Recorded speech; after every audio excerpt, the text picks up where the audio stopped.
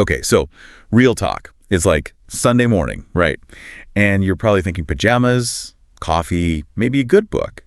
But today we're going to kind of flip that and do a deep dive into the whole concept of laziness. And not just like, skipping a workout or procrastinating. We're going to explore laziness by looking at some of our favorite fictional characters and even some historical figures. Yeah, exactly. We found this article about like the top 10 laziest people ever, which, well, got us thinking, like, how do you even define laziness, right? I mean, it's so subjective. Oh, absolutely. And that's kind of what makes this deep dive so interesting. We're not just like labeling people lazy. We're actually trying to understand like all the different types of laziness, what causes it, and what it might tell us about being human, So we got to start with the king of leisure himself, Garfield, right? Lasagna loving, Monday hating, always napping. Garfield. He's like the embodiment of that instinct to conserve energy, I mean, it's in all creatures, even us. Like from an evolutionary standpoint, saving energy was super important for survival. Right. Makes sense. And I guess in a way, Garfield is tapping into that ancient wisdom, even if it's just to get out of going to work on Monday. Exactly. So, I think there's a little Garfield in all of us. We all have those days where you just want to like chill and enjoy the simple things. But when does, loving to relax cross the line into something, well, maybe a little more problematic, like, say, one of the deadly sins? Yes.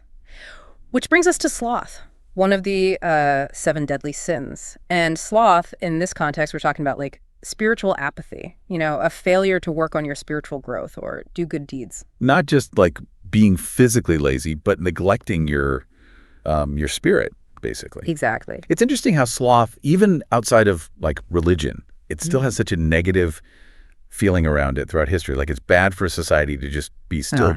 Yeah. But it's so important to remember that what looks like laziness on the outside, it could be a sign of something totally different going on underneath. We live in a society that's like obsessed with being busy and productive, but sometimes stillness, introspection, that's what we really need.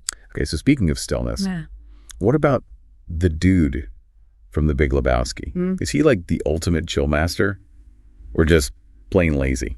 Well, the dude definitely makes us rethink our ideas about, ambition and being productive. He embraces a slower pace of life. He prioritizes his well-being and finds contentment in, well, simple things. You could say he's achieved like this Zen-like state of detachment. He definitely makes a good case for like just going with the flow. But I wonder if there's like a little bit of nihilism in his detachment. Like he's kind of given up on trying to make a difference. That's a really good point. I mean, is he truly content, or is his laziness a way of, dealing with a world he feels he can't change? It's something to think about. Yeah, it is. So for a character whose laziness is even harder to figure out, let's talk about Bartleby the Scrivener, right? I would prefer not to. I mean, come on, that line is legendary. Bartleby is he's so fascinating because his laziness is actually this quiet rebellion. He's not actively fighting the system, but he's not playing along either.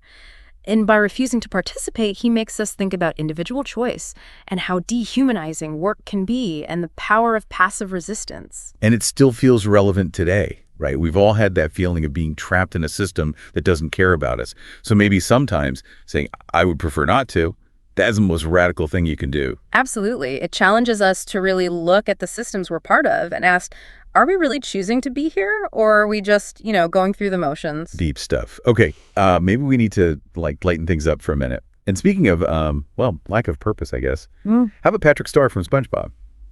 He seems perfectly happy doing, pretty much nothing. Oh, Patrick. He's got this almost childlike laziness. He embodies pure joy in simple things. Eat, sleep, hang out with his best friend. You could argue that he's reached this state of like pure contentment that most of us just dream of. But isn't there something to be said for like having ambition, for wanting to achieve something more? Is Patrick's contentment really a good thing? Or is it like a form of stagnation?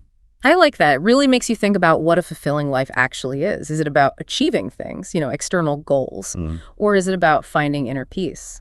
Deep thoughts from Patrick Star, huh? Okay, so let's switch gears again and talk about a character whose laziness is less about being content and more about escaping. Homer Simpson. Homer uses all those quote-unquote lazy activities, watching TV, eating donuts, drinking Duff beer. It's all a way to cope with the stress of work and family. And while it's, played for laughs, there's totally a little bit of Homer in all of us. I mean, who hasn't wanted to just veg out in front of the TV after a long day? For sure. I think the key is balance. A little escapism can be good, but you don't want it to be the only way you deal with, life's challenges. Right. Speaking of simple pleasures, we can't forget Winnie the Pooh, that honey-loving bear of very little brain. Pooh is he's all about the gentle, almost childlike pursuit of pleasure, He reminds us that it's okay to slow down, appreciate the small stuff, and focus on the things that make you happy, even if other people think those things are, unproductive. I love that. Pooh's honeypot is such a great metaphor for those little things in life that bring us comfort and happiness. And finally, there's Calvin from Calvin and Hobbes, the kid who's always scheming to get out of doing his homework. Calvin represents that natural resistance to structure that so many kids have. I mean, he'd much rather explore his imagination than do what the grown-ups want him to do. So it kind of makes you wonder if sometimes we mistake a child's, rich inner world for laziness. So maybe we all need to rethink how we see laziness in ourselves and in others. What if it's just like a different way of experiencing the world? Exactly. Laziness can be a way of rebelling or coping or even a sign that someone is truly content. It's complicated and we need to understand it better. Well, this deep dive has definitely given me a lot to think about. Yeah. Maybe I'll go ponder it all while taking a nice long nap. Sounds like a plan. Until next time, happy relaxing.